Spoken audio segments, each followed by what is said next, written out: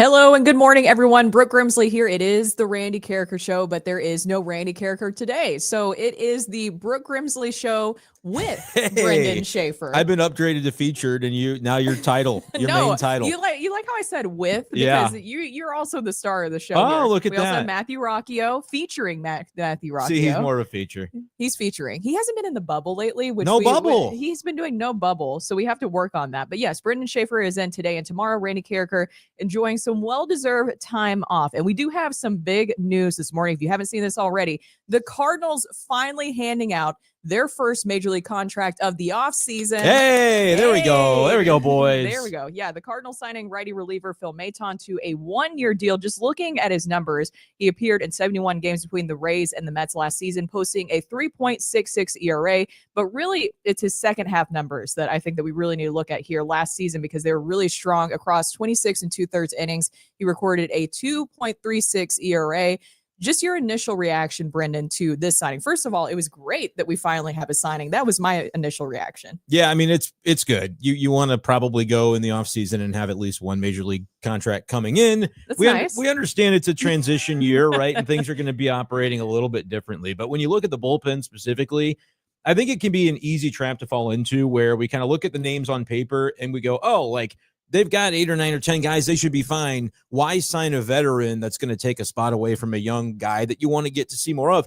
But, like, has anybody seen Riley O'Brien lately? I don't know how is he healthy? We don't, so there injuries happen, right? And attrition is going to happen to a bullpen. And I think you want to have a guy, especially if the cost isn't significant. I haven't seen if it's been reported what the amount is on this deal, but for a 1-year deal this late in spring, probably relatively reasonable.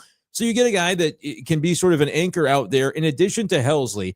And, like, look, if the Cardinals don't have a great season, maybe Helsley does get traded in July. Having a guy like Phil Maton out there, one more veteran that's been around the block, knows the drill. If you've got all these young guys that you're trying to integrate as the season goes along, it can be good to have that stable veteran presence out there. And like you said, he had some pretty good numbers in the second half last season to where he should be able to help this team on the field and off as well. For all the people who are coming in, make sure that you like and subscribe, and also drop into the chat your reaction. Maybe we can get a poll started, Rocchio, on what you think of this deal of Phil Maton. Phil Maton. What you think of this deal of Phil Maton. You see, I'm already trying to give him like a different name at this point. We're also a nickname show typically when Randy's here, so we'll have to work on that. He does like him some nicknames. Randy, he can get after it. I know. I'm not as creative about what you could call Phil Maton here. Well, I don't have a nickname necessarily, but you gave me the poll question, which is, how do you feel about Phil? How do you feel about Phil? And then is, how do you feel about Phil? That's where I was going. So yeah, that's what you were going for, exactly. Okay, so everybody on the chat, how do you feel about Phil Maton? Please let us know. We got a comment from Waterboy. He said, "We got Phil Maton. Watch out. World Series, here we come." I agree with you, Waterboy. That's right. You're right. Yes, I believe this. Will also says, Cards now playoff bound, sign Dave Robertson, and we will be World Series contenders. Okay. I agree with you. Dave Robertson, though, probably, I don't know what Phil Maton's making. I bet Robertson would be a more expensive. The Robertson thing would be like, okay, he's been the biggest name, I think, still in free agency of the relievers. Mm-hmm. Is he going to make $10 million, $8 million? I don't know. But you remember the Greg Holland deal from a few years ago? Oh, that was not good at all. That was like $14 million. I don't think the Maton thing, this is more of a low cost signing, I assume. Few $1 million, something like that. We'll see. It'll be reported at some point. That's more the speed, I think, of what the Cardinals needed to just have that protection. And again, I don't worry too much about, well, what about the young guys? Aren't you going to block somebody by this move? I feel like that's all going to progress in time as it's supposed to with each of them. So we actually have sound from down in Florida because Oli Marmol, the Cardinals manager and the president of baseball operation for the Cardinals, John Mozeliak, spoke to media shortly ago about this. And this is what Oli Marmol had to say about that, where if we're worrying about those young roles being taken up in the bullpen, it's coming. For a bullpen that's going to be kind of mixed, but fairly young. And at the end of the day, I mean, the way we're kind of looking at this and the way I'm looking at it is you think about how many pitchers are used throughout the course of a year, right? In 2024, you had 855 pitchers used in the league. You divide that by 30, that's 28.5. So you have the need for depth. Because in a year, the way we're talking about it, the last thing you want to do is yes, you want to give opportunity to young guys. That's a big part of what we're doing. But what you also don't want to do is have someone at the big league level that's not ready for it, because that could actually hinder their development. So you want to be smart about having enough depth that you're developing guys at the levels they need to develop prior to calling upon them at the highest level. And this allows us to do that. And that was Oli Marmol discussing Phil Maton. For those worrying about, okay, we talk about the youth movement giving these players runway. He's saying that this will not clog up any of those opportunities. You need that right-handed arm in the pen with experience, and Phil Maton is able to do that. And you got him, we assume, at a pretty good value at a one-year deal. We don't know the terms of those deals yet, or that deal yet, but we assume that it will be a pretty good deal. So why not go ahead and bring him in? And finally, an off-season signing. I think that's another big point of this, is finally you're able to have an off-season signing. Another part of this that you kind of alluded to is that he could also be a closer alternative. So we don't know what will happen with Ryan Helsley this season, but you got to have more than one guy available than Ryan Helsley, right? And if they happen to move him during the trade deadline, you have Phil Maton available. Right. And so whether or not he ends up being somebody that actually is going to pitch the ninth while Helsley's here, could see it potentially, depending on how he looks. You got to be maybe a little bit cautious because it will be a short ramp up for him. Mm-hmm. But in what John Mozeliak talked about this morning, he's not a guy that necessarily is going to be a big velo guy. So the ramp up could be, he throws an inning at a time. He might be just fine with a couple of weeks to kind of get ready. And big curveball guy. So, yeah, I think it'll be interesting to see, does he maybe alternate and take some of the days where Helsley's unavailable if they have a need back there? If nothing else, though, I think he goes right into that mix of guys that could pitch the 7th or 8th, that rotation that's going to include JoJo, include Ryan Fernandez, and I think Phil Maton at least fits right into there as well. And we have the sound from President of Baseball Operation for the Cardinals, John Mozeliak, reacting to this Phil Maton signing. No, I mean, you just go through so much pitching over the 162 game season, and so being able to add someone that really wasn't like going to change the dynamic all that much, other than getting those qualities that I've already mentioned in there. So ultimately I felt like it just made a lot of sense to do it. Could we have acted on some of this stuff a lot earlier? Probably, but there was still a different ball in the air at that time, and trying to address that. So I just think it's a nice fit. We welcome him. Obviously it's a short runway in this camp now in terms of getting ready, but I know he's been very active, hasn't faced hitters in a while, but so we'll try to ramp that up and see what that looks like. I mean, the good thing with relievers, if you think about it, you don't really have to stretch them out.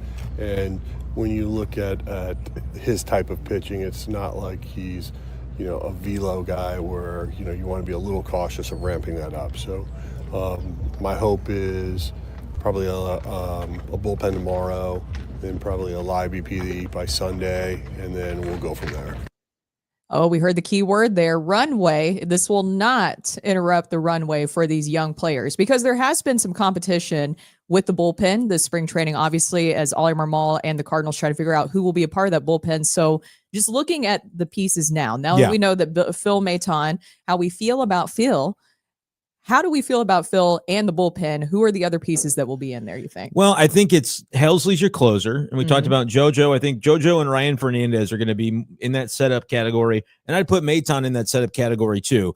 Lefties, I do think, and Mo mentioned this a little bit this morning. He's like, yeah, probably Libby to that role. I know there's been some talk that, he would like to start. I think the best thing for the Cardinals might be to keep him in that bullpen role. And you see what happens down the road. You never know what could change. But I feel like with him and with John King from the left side, JoJo, another lefty that is kind of more that 7th, 8th inning guy, Libby could maybe fall into that role as well as a substitute, and King more middle relief. That gives you 6 names right there. And then I think the other 2 spots are a revolving door of right-handers the entire season through. Because the beauty of it is those guys all have options. And so whether it's Kyle Leahy or Chris Roycroft, or if Riley O'Brien is healthy, again, I don't think we've seen him yet in March. No, we really haven't. So it seems to be called into question. Gordon Graceffo, do they go start a role with him, or do they try to put him in the big league bullpen?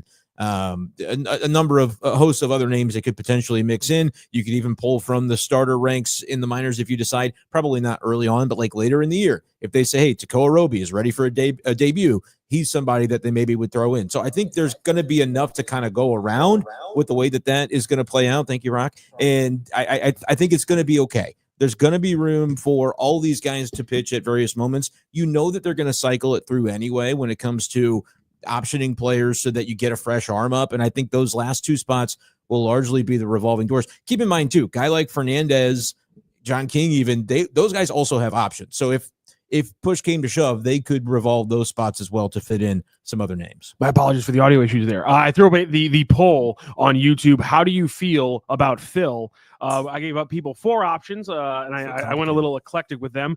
For the options are waste of a breaking news update, solid bullpen contributor for 25, who with multiple question marks, and taking up space for young arms. And right now, the positivity with the new arm is abounding with the Cardinals. 56% of the votes are solid bullpen contributor for 2025. I appreciate that. I think we have smart listeners because only 11% have said taking up space for young arms. Again, it feels like when we talk about the runway and the notion of getting the young players involved, it can be very surface level for a lot of people. But when you dig into it and we read these names, we go, hey, all these guys are actually going to have opportunities when the season evolves, even if their name is not on the opening 26. Like, there's going to be opportunities for all of them. And like Oli said, I think an important part of this is like certain guys that are deeper in that conversation, whether it's maybe a Graceffo, a Jerpy, a Tekoa Roby, some of those guys, they might just not quite be ready yet. We really want to see them because we're excited, and this is the year of transition toward the future. But they're going to get those guys in when they're ready rather than trying to force something because, well, we did say we're giving runway to young players. And so I think fans sometimes hear that, and they just assume every player who's under the age of 24 better be on this roster or the Cardinals are lying. That I think there's more nuance to it than that, as what Oli described in the clip we played. I thought kind of explained that pretty eloquently. Bub says, morning, good signing. Don't know how much of a difference it will make in the end.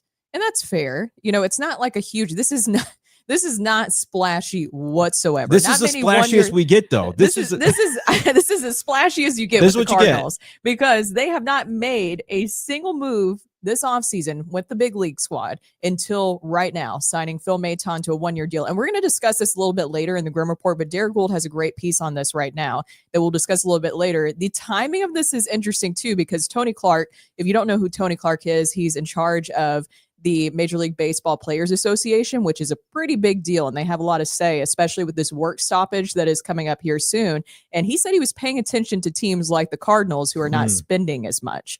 And then you had this happen literally the next day after this article comes up. So I thought the timing of that, I don't know how you felt about that, but I thought the timing was kind of interesting. I mean, I know that is. sometimes things just happen, but the timing was a little suspicious. But sometimes maybe Tony Clark was doing a job and it worked because Mozeliak sees that and goes, all right, I'll show you Tony Clark. Like, we've been talking to Phil Maton's agent anyway. Let's go ahead and get this done. I don't know if it's as simple as that.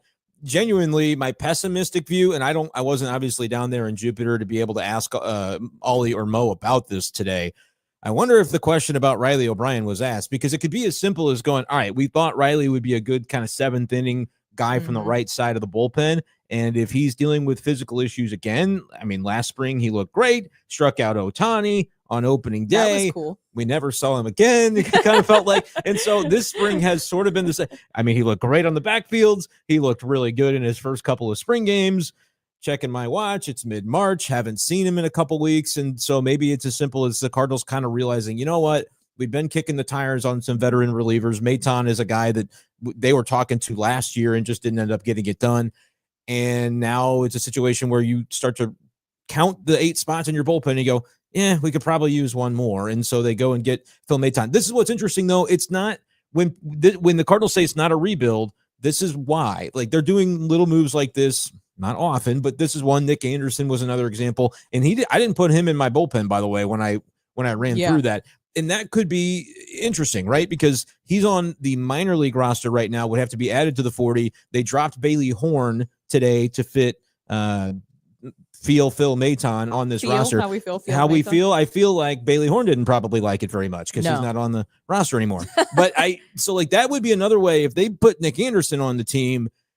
that does crunch the young guys a little bit, but also Nick Anderson hasn't been pitching well, and they don't have to put him on the team if they don't feel like he's going to help them. So that's another aspect of this. And not to be doom and gloom, but it is true what they're saying. You're going to go through a lot of arms during the season. So that is a big point there. Topher rocks. Topher says, Phil is a solid bullpen guy like a young Russ Springer. Yeah, and actually Springer was a name that Mo said this morning when he talked to the reporters, just this notion of like you could go back that far to say what could be the benefit of having a guy, 30 years old or more, has multiple years of experience in the big leagues, maybe a couple different stops, to where you've got all these young guys in the bullpen that you're trying to integrate, that some of them maybe got a cup of coffee last year, but they're going to be asked to do a little bit more this year, contribute more often. And a guy like Phil Maton could be down there to just kind of hold things together. And like Ryan Helsley can do that too. He's been around the block now, but he's only ever been with the Cardinals. So a guy like Phil Maton has seen some things. He's like last year's Keenan Middleton, except for he might actually pitch. That would be fun. So that's sort of the vibe I think that the Cardinals were going for. I think Springer is a great callback because there are some comparisons to be made there. That's a really good one, Topher. And Rip It Up Card says, Phil is good, yes, and will help the kids, but come on. This, again, is not letting the kids play as we were promised. Now, I think that it's a balancing act, right? Because it is true what Mozeliak and Oli is saying, that you have to make sure that you're putting these young pitchers and young players in general in the right situations. Because we've also seen where maybe you kind of start their clock a little bit too soon. You're not getting them in the right situations. You also don't want to put them in a pressure cooker situation where you're clearly relying on them too much. I know some people say don't coddle these young guys, but we have seen in the past where maybe they were not set up, some of these young players, in the right situation. So I would rather see them come up when they're completely ready from the minors rather than just go ahead and throw them into the fire. Yeah, I think a balancing act. It has to be a balancing act. And again, it's easy to do the on paper game and say there's no space for these guys. What was the stat Ollie gave? 850 some odd pitchers across 30 teams last year.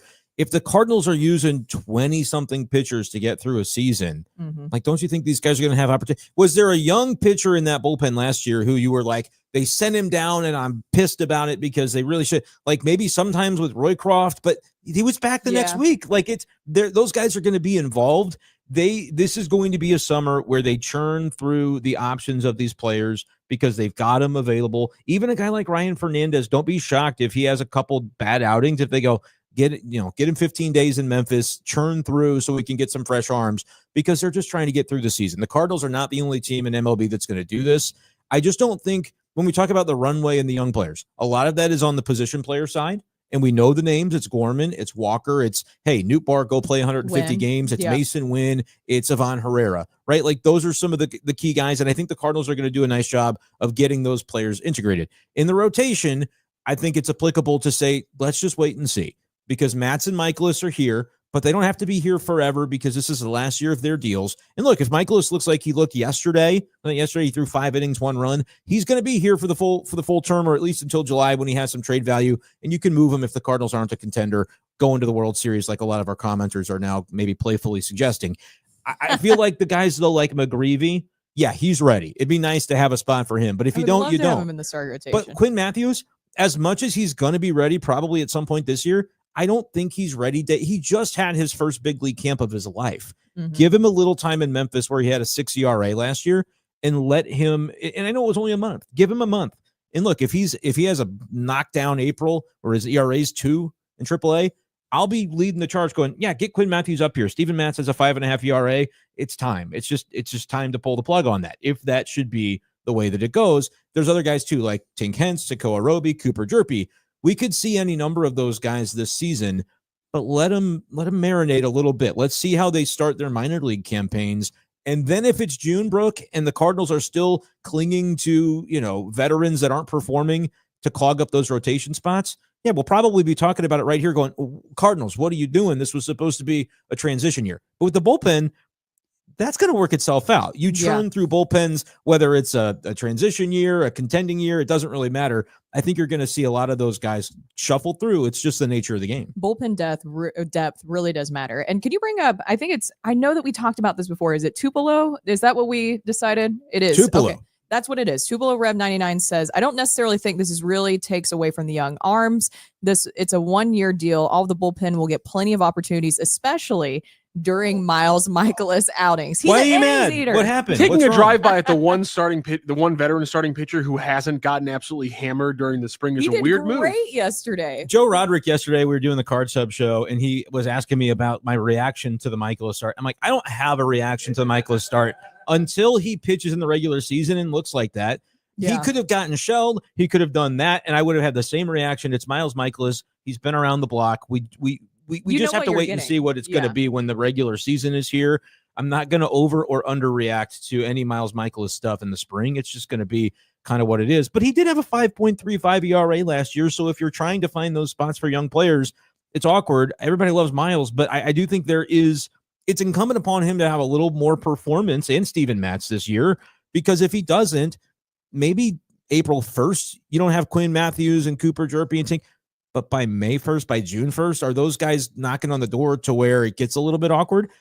Hopefully not. Hopefully Miles is crushing it and Matz is crushing it and the Cardinals are 10 games up. Mm-hmm. But if they're not, Brooke, I do think it's incumbent upon the front office to think about that a little bit differently if you're going to use the phrase transition year. By the way, Miles Michaelis, he had a great start yesterday, allowing just one run over Crushed 5 innings. it. But I need somebody to come up with a statistic with Miles Michaelis where he has a good performance. And this happened. I mean, this happens a lot with him during the regular season where he has a great performance, but then the offense, just nothing. Yeah. The Cardinals shut out again yesterday. They only managed 2 hits in that 2-0 loss. If you weren't able to see that, somebody needs to make that statistic with Miles Michaelis, because it's like whenever he has a great game, the offense never shows up. It's the weirdest thing ever. Do you worry at all? We talked about this on Card Sub yesterday. Do you worry about games like yesterday offensively, where if you look at that lineup, it was a lot of guys that are going to be on your opening day team?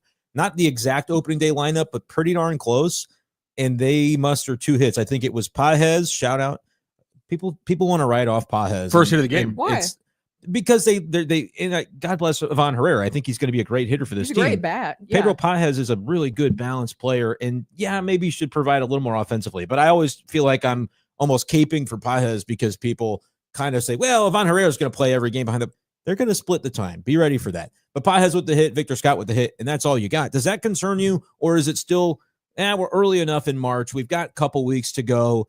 I'm going to wait to have too many reactions to the offense right now. It does concern me because I understand we're getting a little bit close to the wire. There's a lot of guys who are working on things currently right now. I get that. But at the same time, what I can't even see what he was pointing So at. there's this little thing called producing that happens for these shows. And I'm just kind of like, I'm just kind of, that guy back there would suggest he's pointing at the monitor where next up for us to have talked about was when can we worry about the bad spring training numbers? You literally did it perfectly. Okay. You ran right into it perfectly. I was like, it's up on the screen right now. I didn't mean to. That was me. That was a silent thumbs up. I'm a for me bad by radio you kind of doer. there. Brooke, No, you've did got a lot of perfectly. experience in Not it. I'm really. just kind of like, I'm just flying by the seat of my pants. But apparently that was something we were going to talk about anyway. I'm sorry for my uproarious laughter at Rockio's. No, it was great. Pointing. I know.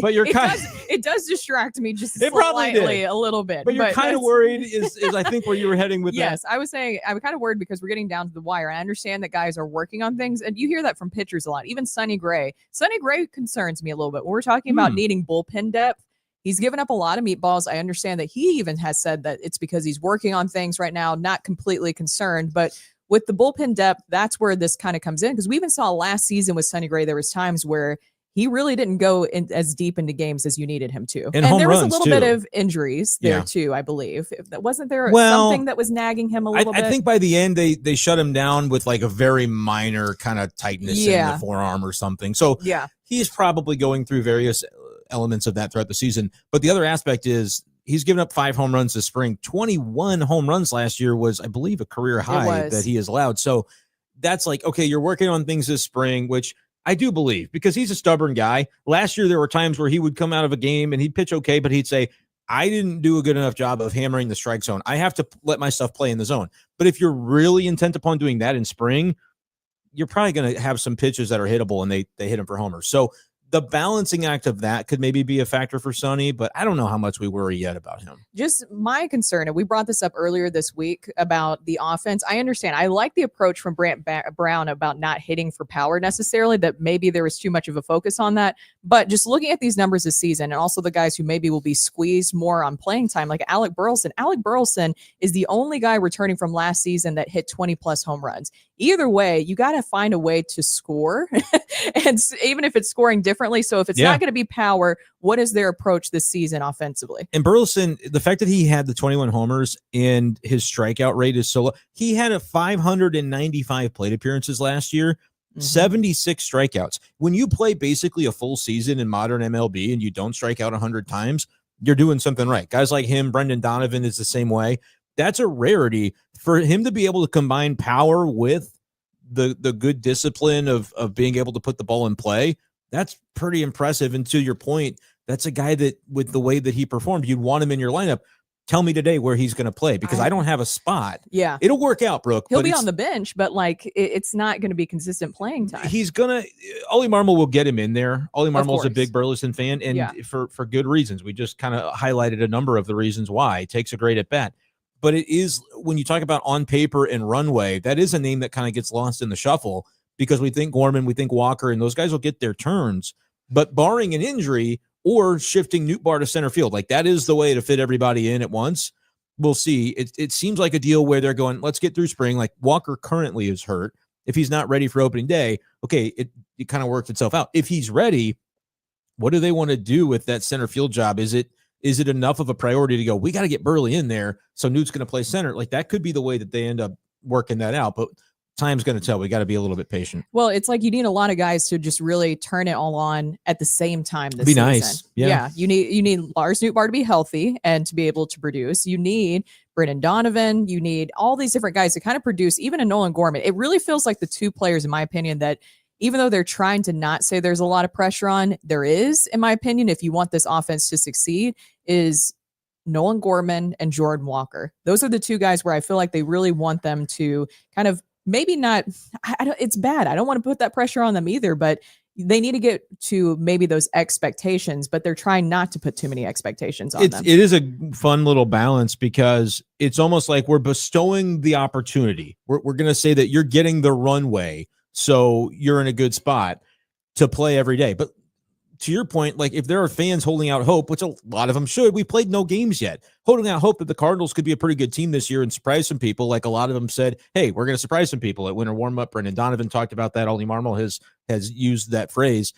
If that's going to happen, yeah, it kind of does have to be Gorman and Walker really stepping up compared to their numbers last year. I guess the good news with that is they've both done it before. If you look at their 2023 numbers, the Cardinals would smack the Staples button, be like, yes, we're going to lock that in, like a 800 OPS for Gorman, 787 for Walker. But the league figured them out, and now they've got to kind of make those adjustments back to the league. Yep, no pressure, guys. You're going to get to play. But by the way, if you don't play well, we're probably not going to be a very good team. That's a tough balance for these young players, but guess what? It's the big leagues, and like this is their opportunity to figure that out. I think it's a good thing that the Cardinals are committed to giving it to them, sink or swim. Exactly. And we're going to pivot back to this a little bit later in the show. As we mentioned, we have a lot to discuss, especially with Tony Clark's latest comments on the Cardinals and their lack of spending. But as the news that we were just discussing, they did sign Phil Maton, finally a free agent signing for the offseason for the Cardinals. 1-year deal, nothing splashy, but splashy enough for the Cardinals in their approach this offseason.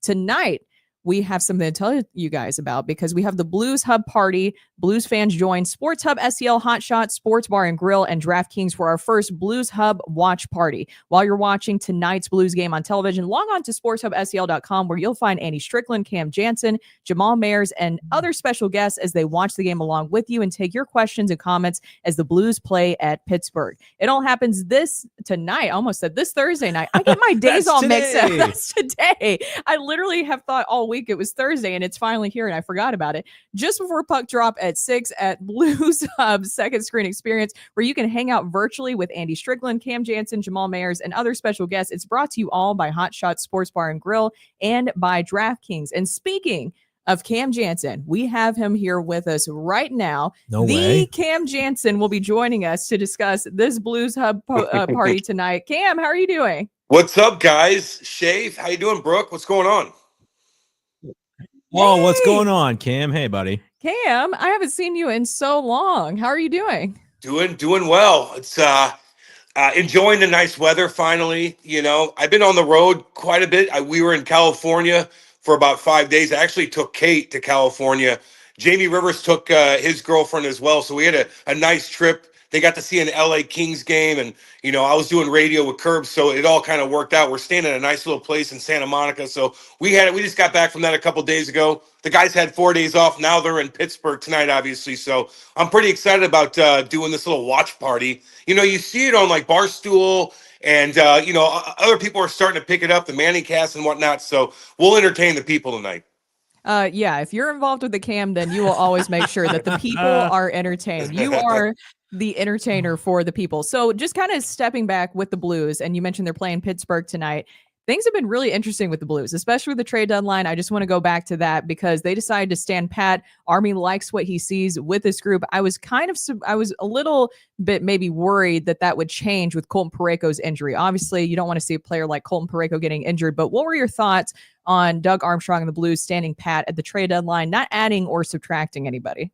Yeah, it didn't bother me. I mean, there was probably nothing available that interests Army. I mean, those guys they're all staying in a different hotel than us. I mean, they didn't even go to the games. They were hunkered down, doing their thing. Probably 2 phones going on at the same time, writing things. I mean, I can only imagine. I'd love to be a fly on the wall and just see how everything really goes down internally. I know we get little clips of that here and there, but I'd like to really sit down and see how everything's discussed. But I just feel like nothing came available, and the Colton Parayko situation was tough. I remember we were sitting in a nice little bar, Kate and I, and all of a sudden I look at my phone and I see it. And I'm like, no way.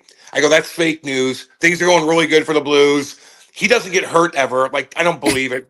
And then you keep scrolling. You're like, oh no, that was tough. And then I remember watching the play in LA because the ice was terrible. Guys were toe picking everywhere, falling into the boards. The ref fell down a couple times. We're like, what is going on here? And I remember that in overtime where Thomas kicked it back and he just had that awkward fall. And then really, nothing happened after that because they didn't play that much longer. So it all kind of came down together. But yeah, the Blues, they're in a pretty good spot, and they were playing extremely well. And Army's like, I don't really want to mess with it. And probably some of the players that he had available, what are you going to get for? You can get rid of Ryan Suter. Why? He's playing great. You're definitely going to need him. So I just feel like sometimes doing nothing is the best option. Yeah, Cam, like to that point, if you sell, what does that do to the room? Because now it's like, oh, well, they don't really think we have a chance. We needed those guys, and they got rid of them. And maybe they looked to buy, but there weren't any opportunities that made sense. But as a former player in that room, what does that look like for you as a guy who you're scrapping, you're trying to make the playoffs, and then it's, oh, hey, they're not doing anything to change the momentum of what we're doing. They still believe in us. Well, yeah, exactly. I mean, it's hard to go get somebody. Like, what are you going to get a defenseman that's going to, take over Colton Parayko's minutes? Well, it's not going to happen. Good thing he did it a couple months before with Cam Fowler. Cam Fowler's value, in that couple days during a trade deadline would have been gigantic. You know what I mean? Some team would have paid a lot to get a Cam Fowler the way he's been playing with the Blues the last 3 or 4 months. So Army already did his thing, So you got a Cam Fowler, although he didn't play in that last LA game, and they still found a way to get a point, which is crazy. They just hunkered down and figured out a way. But Army looks at this team like they're playing really, really good hockey. Sometimes it needs a 2-week break for Jim Montgomery, who just gets thrown in the mix. And then, by the way, we have like 10-day road trips one after another in November and December. I felt like we were out of town every single weekend, for weeks at a time. So it's tough for the coaching staff to really figure out what they have, what system works, what doesn't work. How do you, going back and forth with your assistant coaches during that 2-week break during the Four Nations. I think Monty really got a lot of stuff done and figured out really what they have. And now they're starting to really put it together, and it's really fun to watch. And also, you have to think, too, that they just brought in Jim Montgomery, and he's still trying to build what he wants with these guys. And I think we're starting to really see that, especially in that loss. I know it was just a loss the other night. And to your point, they played a lot of games. I'm not trying to make excuses for these guys, but at the same time, it was a lot of games that they had to play leading up to that Kings loss. But in that game, the thing that really stood out to me, and Monty mentioned this afterwards, was the self-sacrificing. You even saw that with that Zachary Bolduc screen that he helped with Nick Leddy setting up that goal. I thought that you were really starting to see these guys self-sacrificing, the shot blocking, everything like that. And that's guys who want to stay together and play together. Well, they're taking hits like the hitting in that last game. And I'm telling you, I don't know. It's such a different thing when you're watching on TV. You don't see everything. But when you're really watching every second of every moment of the game, not to mention, the talk between the coaching staff, you can see the bench all the time. The hits in that game were devastating. I mean, guys are getting crunched, bam, to make a play.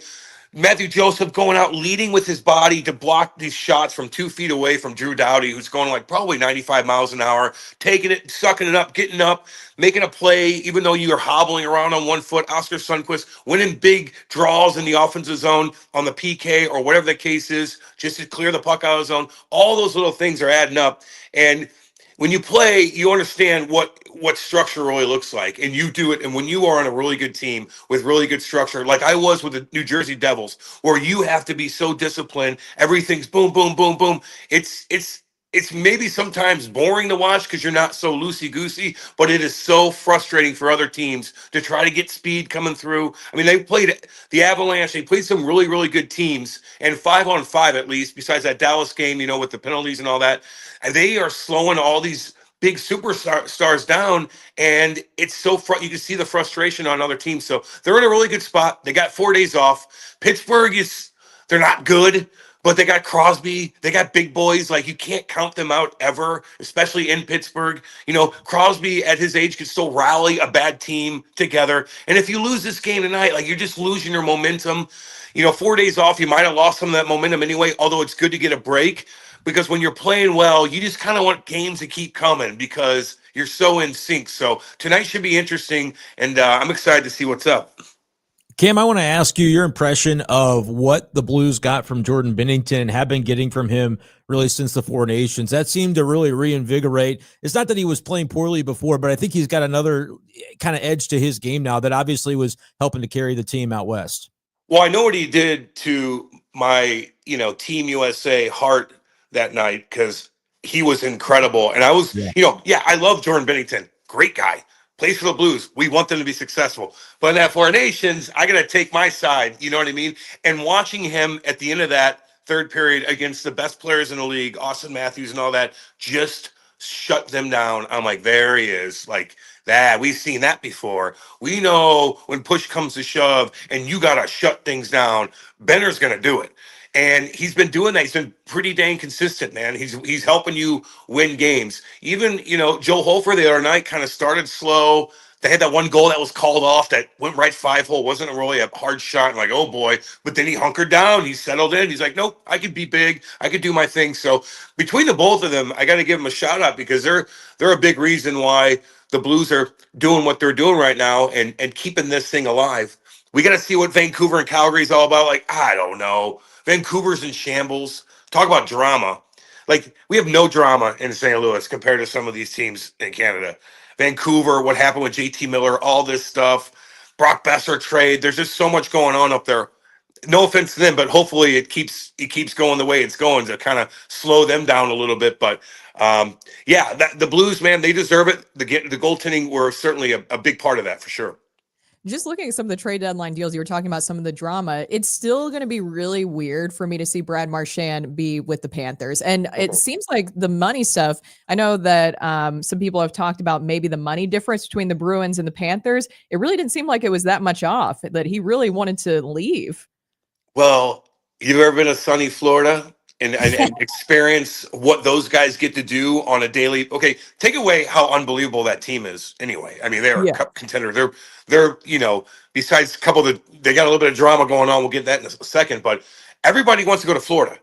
That's the number one place to play in NHL. right now is Florida, for sure. That is the big dog's dream to go down there. They're taking golf carts to practice facility. Like when it was cold here for 2 weeks this winter, I got depressed. I forgot, like St. Louis, we're pretty good. It's pretty mild here. But this winter was kind of hardcore. It was gray for like 2 weeks. Their snow was getting nasty looking after a while. You can't go outside. Your doors are it makes you kind of depressed after time. It really does. They don't have to deal with that down there. Like little things like that add up. And so if I'm Brad Marchand, I'm like, okay, the Bruins are selling off everything. Yeah, I love them. But you know what? I got to do what's best for me. I'm going to go play with Sam Bennett. I'm going to go play with Matthew Tkachuk. I'm going to see what happens to this championship team. They need my help. I could fit right in with this tough system that they have. They play mean. They play big. You know, Sam Bennett's just like Brad Marchand, dirty, hit you, score a big-time goal. He's probably like, no, I'm good. We'll blame it on something else. But I really do want to go to Florida. Cam, I want to know if you're going to be able to keep your guy Strick in line tonight at the watch party. I'll be drinking too, so I might get a little rowdy. You got to tune in to Sports Hub STL is what that means. Yes. This is going to be can't miss. Yes. Yeah, Thank you so much, Cam, for joining all right, us. guys. All right, anytime. Good seeing you guys. Yes, it's great seeing you. That is the great Cam Janssen, and you could see him tonight. So we will, if we can put that graphic up again, Rockio. Blues fans join Sports Hub STL, Hot Shots, Sports Bar and Grill, and DraftKings for our first Blues Hub watch party. While you're watching tonight's Blues game on television, log on to, this is really important because it's not on YouTube. You need to log on to sportshubstl.com, where you'll find Andy Strickland, Cam Janssen, who you just saw there, and Jamal Mayers and other special guests as they watch the game along with you and take your questions and comments as the Blues play at Pittsburgh. It all happens tonight, starting just before puck drop at 6 at Blues Hub Second Screen Experience, where you can hang out virtually with Andy Strickland, aka Strick Nasty, Cam Janssen, Jamal Mayers, and other special guests. It's all brought to you by Hot Shot Sports Bar and Grill and DraftKings. And if you're wondering what this experience will be like, I think Cam said it best. It'll be really similar to what you see if you're a fan of Barstool or if you watch John Boy Media. I love John Boy Media. They do a lot of that where they react to the games. You can't show it, but right, we're all watching the same stuff, so yes, we know what the deal is. And if you've ever watched the Cam and Strick pod, then you know it'll be great stuff, especially with those two. Jamal Mayers is wonderful as well. Okay, now going back to some Cardinals discussion for the Grim Report. I was talking about this earlier because the timing of this is really interesting. So as we discuss, and we'll continue to discuss, Phil Maton signing with the Cardinals on a 1-year deal. Still don't know the exact money terms of it, but somebody said that we might. Katie Wu put it out there that it's $2 million. That's a great deal. So righty reliever Phil Maton, you get some experience. Your bullpen still won't take away from those younger players. I know that some people were concerned about that, and we can discuss that a little bit more. But Derek Gould put out a really interesting piece the other day where he was talking about the lack of spending by clubs like the Cardinals has the attention of the players union. So he spoke to Tony Clark. If you don't know, Tony Clark is head of the Major League Baseball Players Association, which is a very powerful players association, and they have a lot to say. And he said they were paying attention to the lack of spending by certain teams, including the Cardinals. He said, rest assured, because we track all 30 teams all the time, when a team that has historically functioned a certain way suddenly finds them functioning different, when asked about the Cardinals' lack of spending, we pay attention to it. We pay attention to it. So that is Tony Clark saying that they were paying attention to the Cardinals' lack of spending this offseason.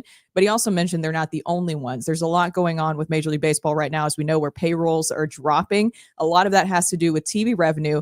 But it's interesting that you have that quote from Tony Clark, and Andrew Miller, who's a part of the Players Association, was supposedly talking to players in that locker room in that clubhouse the other day for the Cardinals. So then you have that happen, and then you have this signing with Phil Maton. Is it a coincidence, or is that the Cardinals trying to pacify the Players Association and Tony Clark a little bit? Yeah, I mean, it's not great pub for the Cardinals when you're called out by name necessarily in an article like that for not spending. But like Tony Clark said, it's not just the Cardinals. There are teams that are, I think, far worse in terms of offending the notion of just doing nothing in the offseason and having really low payrolls. The Cardinals have maybe not had payrolls in recent years like fans want to see them be in the top 5, top 10. And there are some limits to what this ownership group is going to do. Their starting rotation was top 10. Well, and like they spent that was what was so interesting last year. People would say, spend, you got to buy a starter. their whole rotation was bought and paid for. Every starter in the rotation last year had a contract. The problem has really been the Cardinals' inability to develop young starters, which is why this year, I think as the year goes along, you're going to see more of those McGreevy's, Quinn Matthews, et cetera, get an opportunity to hopefully be the next kind of homegrown starter to be able to maybe buy half of a rotation the next time the Cardinals are truly going for it and trying to contend, rather than, we got to sign Lynn, got to sign Gibson, got to sign Sonny, because we just have to buy a bunch of mercenaries to fill our rotation out. We don't have anybody. So that is one thing that I think elevated their payroll a little bit last year. But the Cardinals have at least been kind of in the middle of payrolls in MLB. This year, I think they're going to be lower than that. I haven't seen like projections yet, but yeah, I don't know whether this was a response directly to that, Brooke, or if it's just a nice little coincidence. But like you said, you don't necessarily want to be the subject of those types of things. It doesn't really have any tangible meaning just yet, but it's kind of funny the way that the union and the league go back and forth. There's always kind of these veiled sort of undertones where it's like, I don't know tangibly what any of it really means, but what it could mean, Brooke, is that like after 2026, I think is the next time that they could potentially have a work stoppage. And Rob Manfred continuing to put both feet in his mouth. I think he recently said, oh, it actually would be a positive if we have a. That's just asinine. What does he mean? Wait, what do you mean? I haven't seen this quote. I was trying to find it would be a positive to have a work stoppage. I think he was talking about the potential of it, and it was trying to spin it in a way where it wouldn't be such a bad thing, and talked about that. I'll try to find the exact. Believe it was in an article to The Athletic that Manfred said that, and I'm trying to find it. While you're looking for that, for the people who are coming in the chat, weigh in. What do you think about the Cardinals' lack of spending this offseason? Is this something that the Players Association should pay attention to? For those who are coming in, like and subscribe and comment. But it's really interesting, as I mentioned at the beginning here, Derek Gould has that new piece out that's the title of it is Lack of Spending by Clubs Like the Cardinals has the attention of the Players Union. And Tony Clark is the one in the article who responds to this. And once again, he said, rest assured, because we track all 30 teams all the time, when a team that has historically functioned a certain way suddenly finds them functioning different, we pay attention to it. And then literally the next day, the Cardinals go and sign Phil Maton to a 1-year, $2 million deal reported by Katie Wu of The Athletic. And we trust Katie Wu of The Athletic here. So I believe in everything that she says. I believe the $2 million. I believe the $2 million. So then they go and sign finally a free agent this offseason, because they hadn't this entire offseason. And the Players Association is paying attention to the Cardinals' lack of spending and the lack of signings that they had this offseason. But they're not the only team that is doing this. We've seen plenty of teams talk about how they're cutting payroll. It seems like it's literally just the teams that are outside of the Dodgers and the Mets and the Yankees that are not spending as much money. Yeah, I mean, part of this too, though, and like in defense of the Cardinals, we don't really know everything going on with those TV contracts. And there was, I think, a lot of uncertainty until pretty late in the game with the FanDuel switch over from Bally Sports and like how much money are we getting? The Cardinals had to work through a lot of that. They found out it's obviously less than it was, but now it's a little bit stable, I think for this year, next year, kind of what it's going to look like.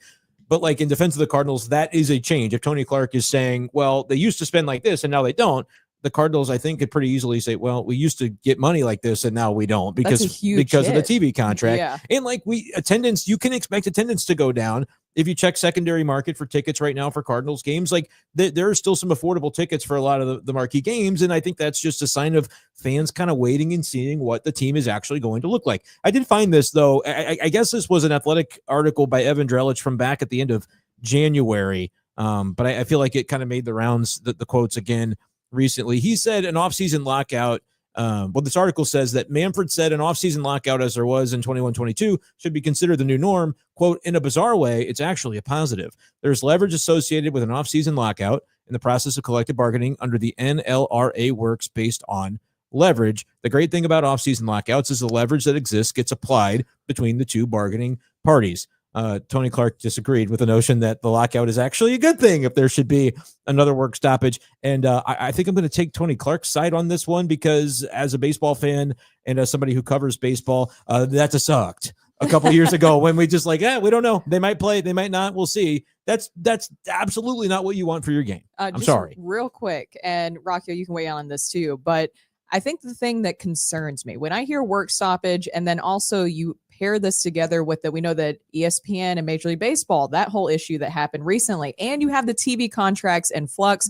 that concerns me about what this will do to Major League Baseball. If you have a pretty big work stoppage where the sides can't agree, the Players Association, as we know, is very powerful, and you have the owners going head to head. We discussed this yesterday with the Rays owner being approached about selling his team, but I'm worried about what this will do to baseball's visibility and staying relevant. And maybe that's just me being, worst case scenario, but you never want to be out of the public's eye. And also a lot of people, if you're not playing and there's a lot of drama about what you guys can't agree on, that's going to be something that kind of hurts them. When I felt like they're making like a positive momentum towards getting younger audiences. We saw the pitch clock really actually helped with numbers and engaging audiences more.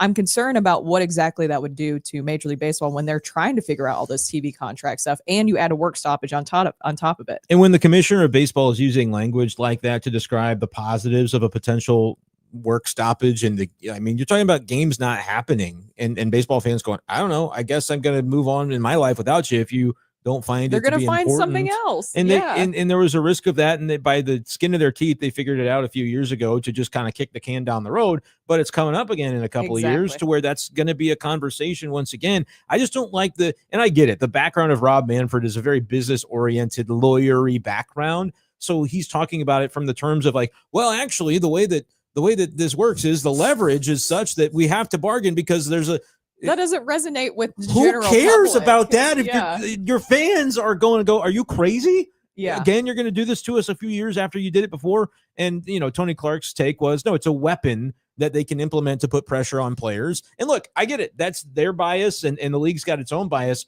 But as I consume all of this, I look through the lens of baseball fans, and that's who gets screwed.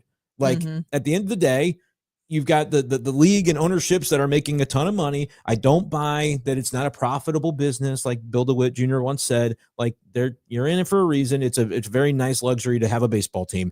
For the players, a lot of them are making really great livings, and it can be hard for fans to relate and say, well, you guys are squabbling over money it's life-changing money for a lot of people. There's a value to this because we're all fans of it, and so that's why it matters. But I would really love for those two sides to be able to see the big picture. And again, I say two sides.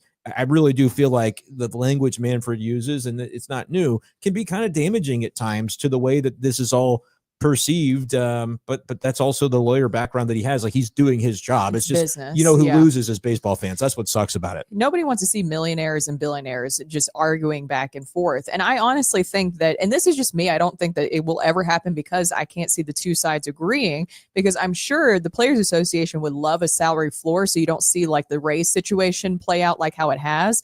And by the way, the Rays, I think it was reported like getting $60 million in TV revenue with the revenue sharing that they have in the league. So they're getting a lot of money that's being pocketed that's not exactly going towards the team. Not supposed to happen. And that's not supposed to happen. And so I like that Manfred is approaching him. Still, it shouldn't be happening in general. What John Fisher did to the Athletics shouldn't have happened, but then the league wants the team to go over to Vegas. It was just not okay whatsoever. So if I'm the players, I want a salary floor, but I can't see them agreeing to a salary cap, which is what the owners would want. Of course they would. And they're going to get, because basically you've got like 26 or so owners going, those 4 teams, those 3 teams, however many it is on a given year, Brooke, are making us look bad because they're willing to pay market value for what these great players are worth.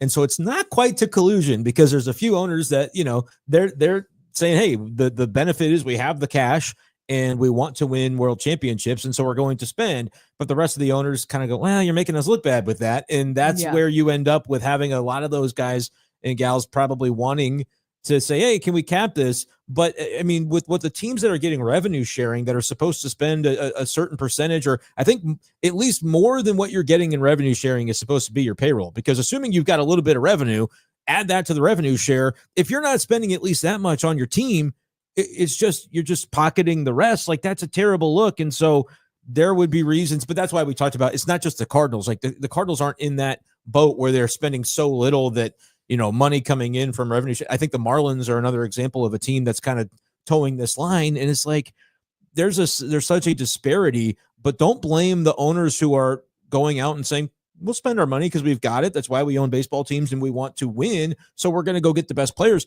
I'm not inclined to blame those owners as much as I am the ones who pocket money that they were given just freely and not spending it on their payroll. I'm looking more at the bottom level of it and going, even if they would establish a salary floor, I don't think you would see the players want to do a cap, because that just places an artificial limit on a group of owners that has already shown they're willing to cut costs where they can as a group. It's not every owner, but it's kind of been a bad trend in baseball. Verlis, I think I'm saying this right. Verlis. That Sure. looks right. Yes. Nick Anderson and Phil Maton signings is what Bloom likes. Diamond hunting / value signing.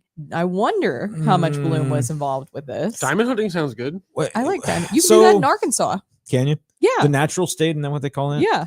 You said it like you were almost questioning it. I was like trying to remember. The reason I remember this is because, and is it because the home of Walmart being the natural state seems a little counterproductive? no, it's There's not that. not much else there other than Walmart, so it's not. Here comes story beautiful time. state. This will be a good little quick story time. Okay. The reason I remember the natural state is because back when I was at Mizzou as a parking enforcer, giving out parking tickets as my job. You were a parking enforcer? I told you this was going to go south. I was.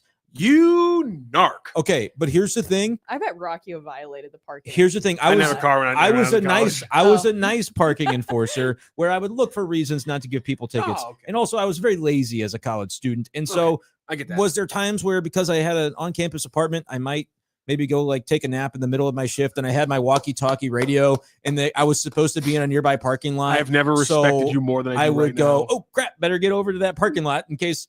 Now you're covering me. Oh, there It's too big. I would get to that parking lot, so it was like it never even happened. If you'd go like 30 minutes without giving a ticket, you could get away with that, if like on the log. But minute 37, like all right, let's go give a Was there a ticket. We're back in quota? the business. Not a quota, but like they can see what time you gave out these tickets, and so it was one so of those. if there was a period of time where there wasn't tickets, they're like, you're not doing your job. But it was like you'd walk from lot to lot, and so it was explainable, like 15-minute gap, 20-minute gap here and there. Everybody was nice in that lot. They were all parking like they were supposed to. You could get away with a little bit here and there. So there would be times. I hope nobody from Mizzou parking enforcement is watching. So how does this but connect to the Probably. great state of Arkansas? That's a great question. Oh, the reason it connects is because the license forgot. plates for Arkansas have the diamonds on them, and it says the natural state, like the design Yeah. of their plate, their license Gotcha. plates. And there were, obviously some cars from all sorts of states. And when you're just looking at license plates as your job, you get to remember that. And so I remember there was one car that would park over by like the business school that had an Arkansas plate, and it never was supposed to be in this lot, but I would ticket it almost like twice a week. Jerry Jones' grandson just Apparently, could that not must be damned to park legally. And it was one of those deals where it's like you go, oh yeah, I recognize the car, I know the plate number by heart by now, and so just punch it in, and eventually you're like, didn't will they care. ever tow this car? I don't know, but that's how I knew natural state. Yeah. I So brought fun it back. fact. By the way, So in Murfreesboro, Arkansas, they have this area where you can go and dig for diamonds, and a lot of people actually do find good sized. Oh, sure. that's wild. Yeah. I don't know why we were talking about the natural state. We were I talking- forgot. I derailed the whole show. we were talking about Phil Maton earlier. We have the poll still up. How do you feel about Phil? And so far, the listeners still doing a great job. 74 votes, 53% of them say solid bullpen contributor for 2025.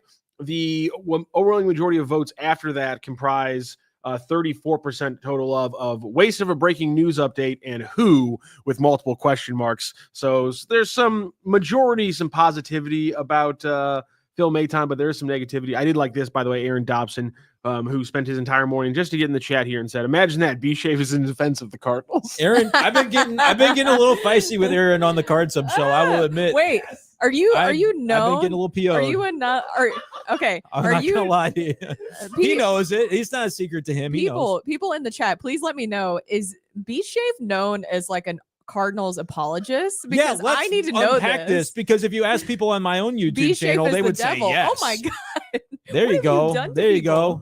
That you was done more to about people? him being a parking attendant at The Mizzou parking than attendant, a yeah. Cardinals. I was a analyst. nice one. Listen, if I ever ran into somebody who like I was writing them a ticket actively, or let's say I had even already written it, I don't know if I believe that. as long as I hadn't put the envelope on the car yet, if I see him, they'll be like, "Oh, I'm so sorry." I'm like, "I don't care what your excuse is.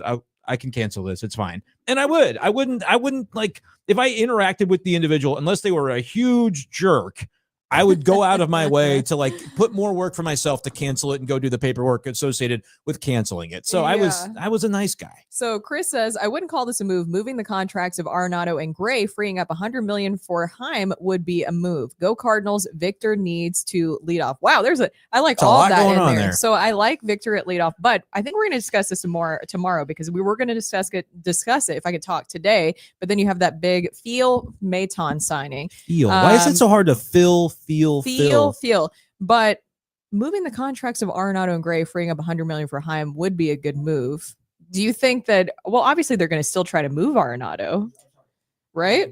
I'm really confused for the trade deadline. You think that this Cardinals team this year, if they would have gotten rid of $100 million, would have turned around and spent $100 million? Like, Chris, my question would be, who are you doing that to benefit?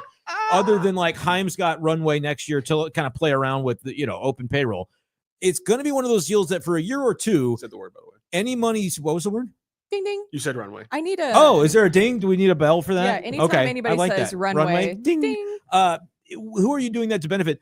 I think any money that gets saved is money that gets saved. It's not money that you're doing it for the DeWitts to save some money this year. But yes, Brooke, in July, they could try to circle back and trade Nolan if he's playing well, and if they're not contending. But if they're contending, and I'm Nolan Arenado, let's go. Let's get through the rest of the season and try to win. Off season, yes, I think you could end up talking both Arenado and Sonny Gray in the off season. Like, let's say Gray has another solid year, but Cardinals don't win. He wanted to give this another go. He said, I wanted to build the relationships a little bit more. I just got thrown into this environment last year, and I didn't want to just up and leave. I want to see this through a little bit. But after one more year, could we see Sonny going, okay, I mean, I see maybe now it's not as competitive. I will accept a trade to a few different places. And then it'll be Heim Bloom with an opportunity to make that happen. Mo's Water Boy. This is good. I'm an Ollie stan. I'm Mo's Water Boy. It's all good, baby. You're the one mixing the Kool-Aid from what I'm gathering. That's what people say, and that's fine. I wish the Cardinals thought that about me. You know what I mean? Like I wish that were the case. Either you or Aaron can comment on this one. Just one topic in the last 3 or 4 Cards 365s that Aaron and you got heated on. Okay. The topic, this will be quick. Joe and I were talking yesterday about at what DraftKings or wherever it was, 77.5 is the Cardinals win total that you can say over or under. And so your eyes lit up. Is that to light up to go bet over or under? I'm betting over on that. Okay. See, we kind of think that the Cardinals can be a 500 or better team. Yeah. We'll see. But the point was, Aaron's comment yesterday was 40 wins. That's what's going to be. And I said, buddy, I've got good news for you. If you're so confident that it's going to be 40 wins, go find a river. Don't wait till it gets legalized in Missouri. We've got a few months to go. Find yourself a river and bet under, because it's free money if you think they're really going to win 40. Or is it a little bit bluster because we're frustrated, which is fair.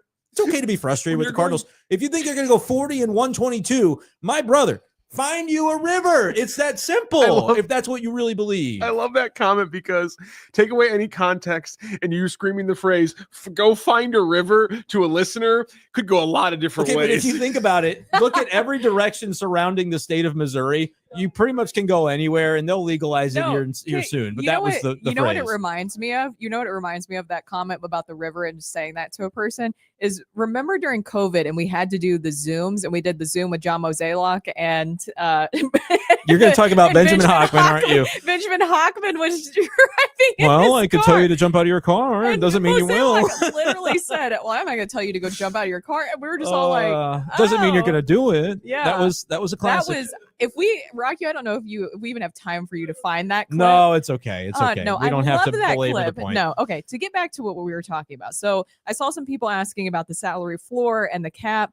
I'm still in the camp of salary floor, because then it prevents teams like the Rays and what they're doing from just pocketing that money.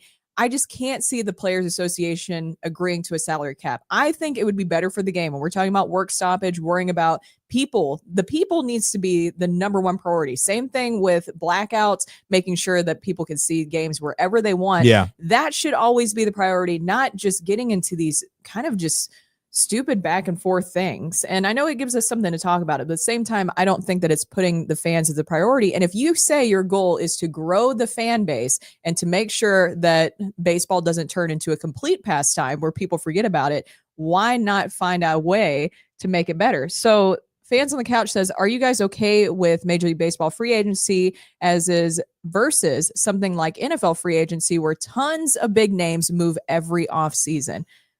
It gives a lot of publicity to the NFL. It does give publicity. The problem is the way it's structured in MLB, and like MLB Players Association has this W in their pocket. Baseball contracts are guaranteed. When you hear a contract for like a Sam Darnold in the NFL signs for $100 million, he's not guaranteed $100 million. No. He's guaranteed a portion of that. Like and 55. He's guaranteed like 55 big money, million. no doubt about it. But that contract is cuttable. So the numbers are the numbers in MLB. Mm-hmm. The numbers aren't always the numbers in football. The players are never going to give that up in baseball. Like that's a great thing for them. That's a great win. If you sign the deal, you get the money. There are some trade-offs, and I think that could be part of it where like NFL teams, they'll sign deals willy-nilly. They'll give you the extra year because it's not real. It's fake. I want to say this, by the way. Andrew Brandt, who used to work in the Packers front office and now is in the media, always great for good tidbits from the inside workings of an NFL GM room. And he talked about how when he was in the front office, an agent would say, hey, can I report the deal is this much money? And he'd be like, it's not that much money, but you can report whatever you want. And that's exactly what reporters would do. They'd be, this deal is worth $94 million. And Andrew Brandt sitting there like, I mean, probably he gets 45 maybe before we cut him in 2 years, but sure, you can report that. And that's how every NFL contract is. Yeah. So Chris says, wondering the impact on ticket sales hiring Albert as a manager would have. Also, regardless, thinking we'll be better than last year, despite the meh of spring results lately. So I like that that's a glass, half full and not better as than empty. Last year could make the playoffs. They won 83 games. If they win 85, they're knocking on the door of a wild card. Realistically, though, that the way that this roster is currently, that they could make the playoffs. I think that there is a certain ceiling where that is more than possible. I've used this phrase, and I don't know if this tracks, but to me, this Cardinals team has more variance than any in recent memory. They could win 70 games or they could win 90 games, and they can win anything in between. There's a lot of potential variance because you are eventually going to be relying on younger players, I think in the rotation in particular, where your depth now is all, young guys. They're going to sink or swim. The Cardinals are going to sink or swim with the Gormans and the Walkers. If they have all-star campaigns, which like if you look at their numbers from 2 years ago, they weren't maybe far off from that. 800 OPS, 790 OPS. Mm-hmm. If that happens, like the Cardinals are going to be cooking. If the Cardinals have, good bullpen play, they're going to be in a really good spot. I could also paint you a picture where they sell out for offense because they were 22nd in runs scored last year. So you've got Newton center, you've got Ivan Herrera behind the plate. You don't have as good of a defense for your pitch to contact rotation. Is bad at first. Having him every day in your lineup, making sure, because remember when he was a catcher, he was a little bit more limited. I know they would still give him playing time, but having him at first twice, yes, having him at first base, I think will make sure that he is able to keep his bat up in the lineup more this season and stay healthier. We had Benji Molina on the other day, and he mentioned that the benefit of him being over at first is him being able to stay healthier. We hope. Fingers crossed. Yeah, that's a huge part of it. His numbers were awesome. He had an 848 OPS last year. Mm-hmm. If he does that again, but over 150 games because he can play more, the Cardinals are going to see the benefits of that. But on the other side, again, I can paint two pictures. You just asked me, tell me the win total and I'll tell you how they get there. If Wilson Contreras at first base isn't Paul Goldschmidt, and he's not going to be, no. And again, you have a pitch to contact staff, Michaelis, Palante, that McGreevy. Right side defense concerns me because of that. Because Walker's still learning in right too, in right field. So that concerns me about that right side defense. So a lot. This could break. If you tell me, the defense ends up being a problem and they sell out for offense with their lineup and yet they still don't score because the guys that are struggling in spring struggle during the season, they're going to win 68 games, maybe less because they're going to trade away every 1 year contract at the deadline. Or, hey, they go for offense. It works. They're a top 10 offense because all these guys who on paper we think are capable of more, 7 of the 9 or 10 of them do it. And then you're like, hey, we're actually a pretty good team. I would not be shocked by any of those outcomes, and we get to see. That's the beauty of baseball, is we're going to get to find out. Oh, you are carrying Mo's water, aren't you? Whoa! I just said they might win 70 games. I said there's room for them to win 70 games and lose 92. And I'm the water boy. I hope Mo is watching because then he'll think I'm the water boy, and that's good. I can't wait to see your work in the dugout this season, Brenden. Okay. Okay, just kidding. Chris says 100% agree on the variant. Small sample size, but Gorman not striking out and putting the ball in play is a good sign. It is. That's what you need to see from this group. What is this one? Forget the sorry Redbirds. The Cardinals stink this year. From Club 6000. It's crazy, just like how like the negativity of a comment and its correlation to there being more than 2 numbers in that person's name.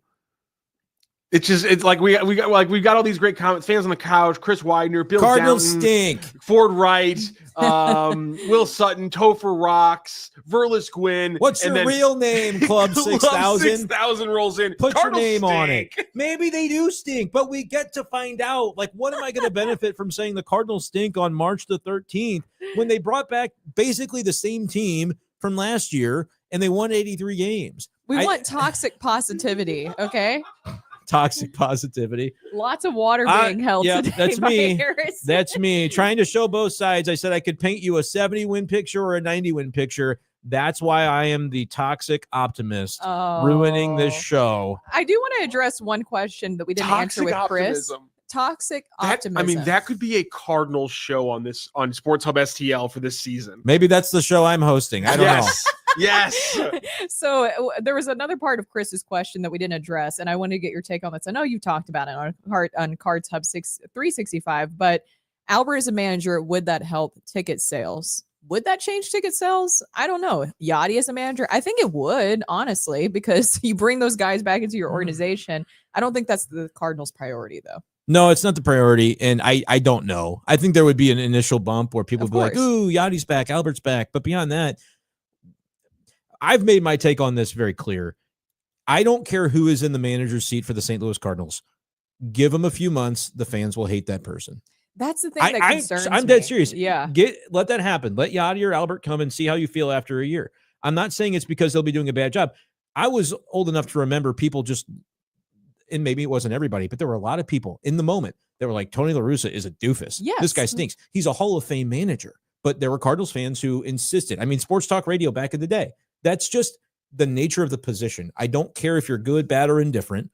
Fans in St. Louis are going to find reasons to gripe with you because that's the job. That's and you know who understands that? Oliver Marmol understands that. He's got to do his job despite the fact that there's going to be misinformation and things that are not understood about his day-to-day and certain decisions that he makes. There are certain things he can't explain publicly for one reason or another. And you know what? That's the job. He just has to wear that and make it look like he made a doofus decision. And there will be times where we're going to talk about his decisions on this show. And then I'm probably going to find out 2 days later that I was dead wrong, because sometimes there's information that for reasons that's fair because you're protecting a player or you're protecting a situation or there's something outside that you didn't even know was part of that. But as the manager of the Cardinals, and this is not specific to Oli, it's any manager, yes, they have to wear that at times and understand that it comes with the territory, that people aren't going to like them. So to the question, yeah, you might get a bump if someday Albert or Yachty were the manager. Is it going to last?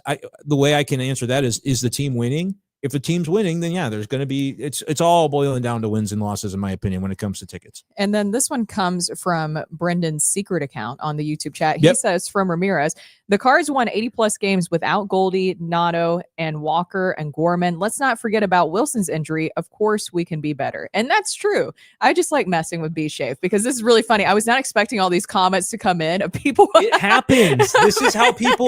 I was not expecting this, but that is true. That is one way to look at it, is that it was supposed to be a top 10 offense. It was supposed to be a high performing offense last season. And you didn't have that with the struggles of Arenado and Goldie. Everything was supposed to go through Goldie and Arenado. They both had down seasons, especially at the beginning there. And that is true. Now you're giving runway, ding, ding, ding, to these younger players. Arenado is still here. Hopefully he has a bounce back year. If he's wanting to get moved by the trade deadline, I'm expecting him to perform well, especially in the first half of the season.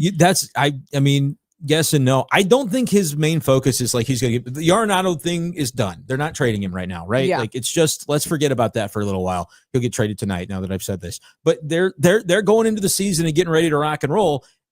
he's trying to play well because he wants to play well. He wants to win. Yeah, he would like probably to have that leverage in case the Cardinals aren't succeeding, that down the road, maybe more teams would want him because the teams he wanted to play for did not want him this offseason. And so here he sits. Like, that's just part of the way that it goes. But his numbers last year, he had a 719 OPS, Brooke. Over under. What do you I'm going to give you that and you tell me what will the player produce? 719 OPS for Arenado this year, over or under? I'm going to say over for him because I think that also he was dealing with injuries. It was a down year for him, but still, I think that injuries was a factor. I think that's fair. Alec Burleson was a 734 OPS, which is like fine. Yeah. Maybe not as he tailed off at the end. He did tail over off or at the under end. 734. I think over. All right. And I think some of these could be barely over. You're trying right? you're trying to pull me into the top. I'm just trying to. I just want to show people based on what happened last year. What do we think? Nolan Gorman. He's in that category of like, okay, so a Burleson doesn't have to bounce back. If he just did the same stuff, 730 OPS, you go, good. all right, he's what he did. Great. Gorman was a 671 OPS. I think he's going to be over. I think he'll be over that as well. Again, even if he's 690, that's technically over. That's more than they got from him last year. Wilson Contreras was an 848. I'm not going to say over, but I think he can be in the 840 range again. I think so. And hopefully they get 150 games of it. Especially with him moving to first base. Hopefully he stays healthy. I think that's a big factor in it too. Mason Wynn was a 730 OPS last year, trailed off a bit at the end. What do you think? Over or under? I think he can be over that. Again, and I think 730 is a good range. Maybe he'll be over by a tick. Maybe he'll be under by a tick, but I think you'll expect similar.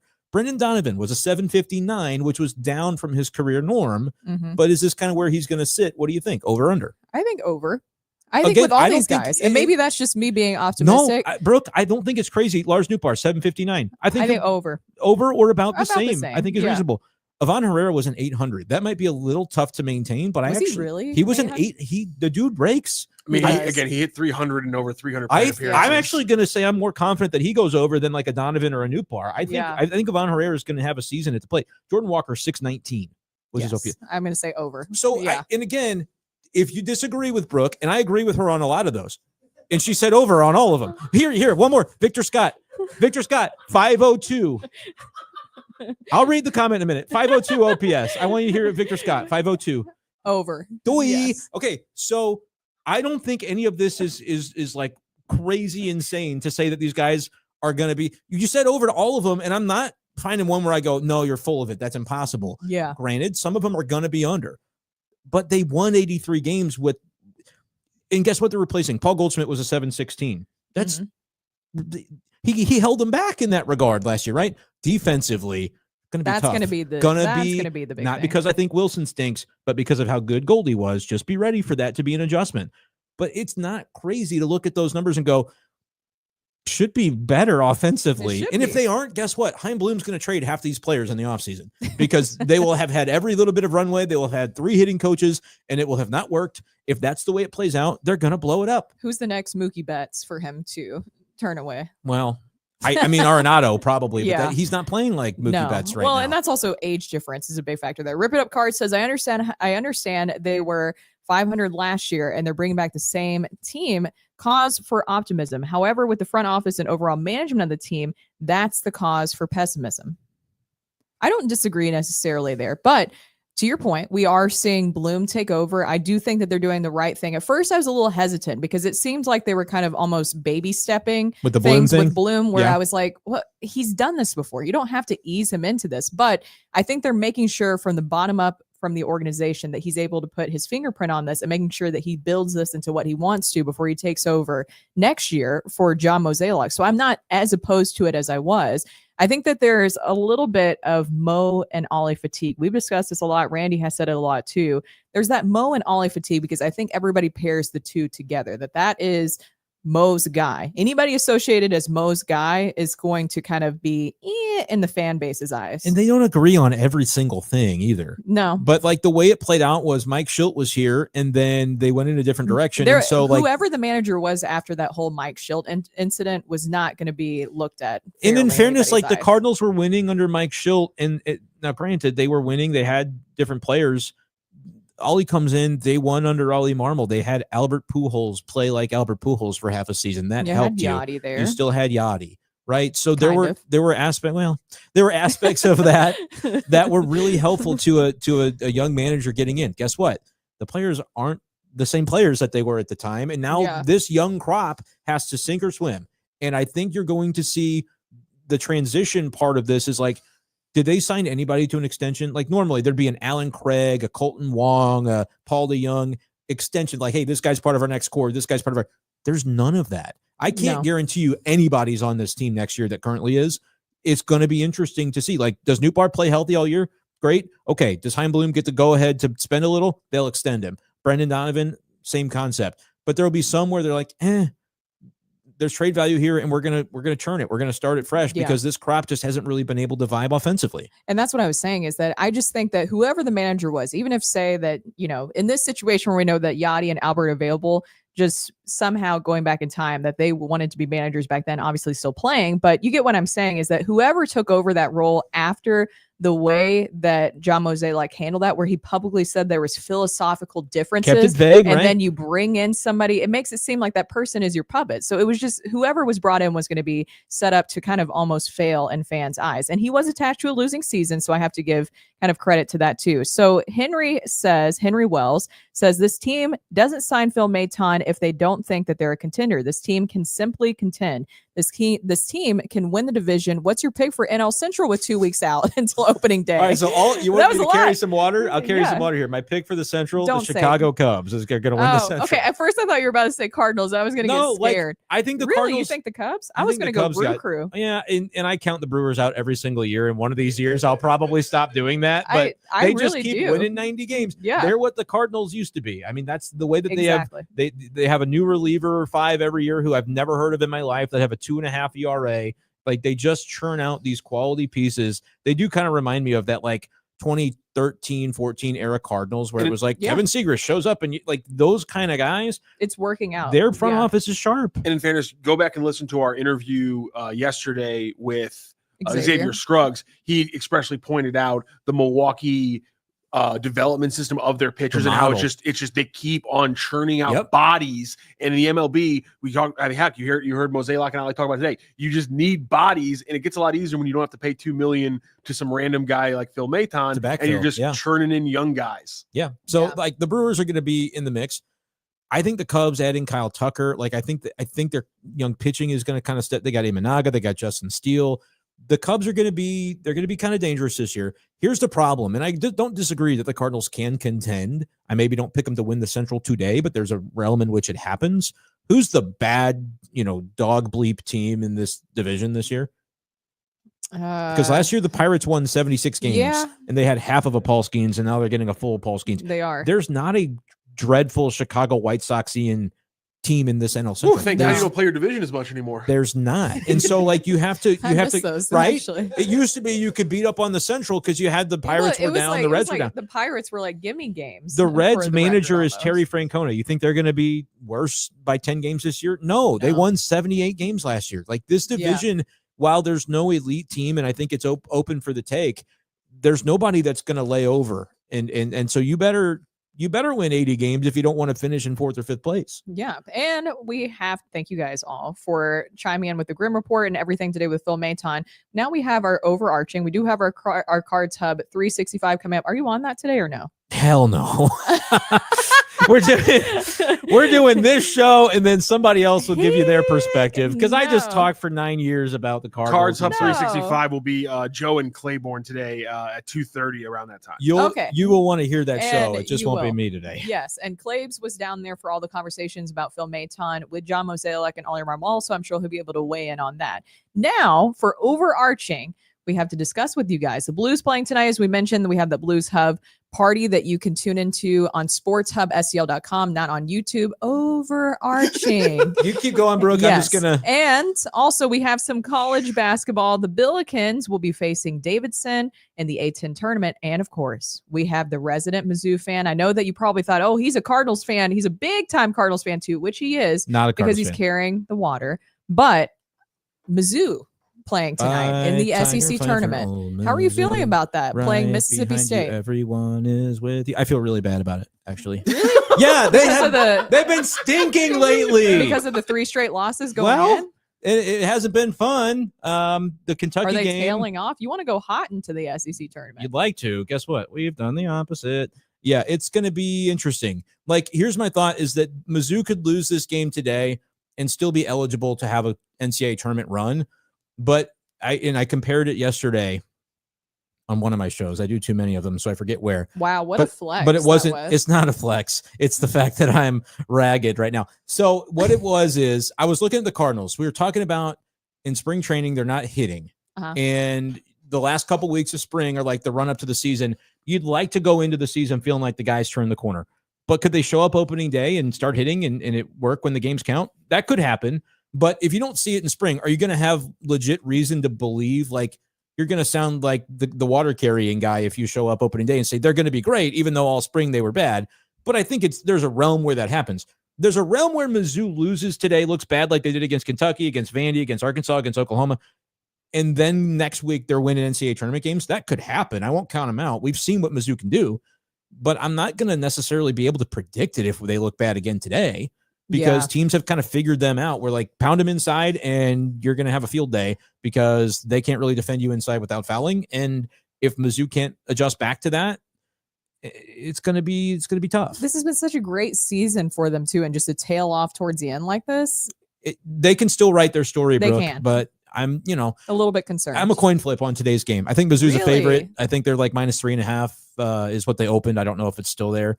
But I'm more of a coin flip because this is a Mississippi State team that you crushed at their place earlier in the year.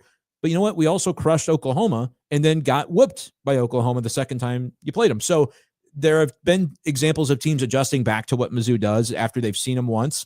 This is going to be that opportunity for Mississippi State. The good news is Mizzou's in the tournament regardless. Yeah. But don't be surprised if they lose today. I'm predicting they're going to be an 8 seed. We've been talking about 5 seed, 6 seed.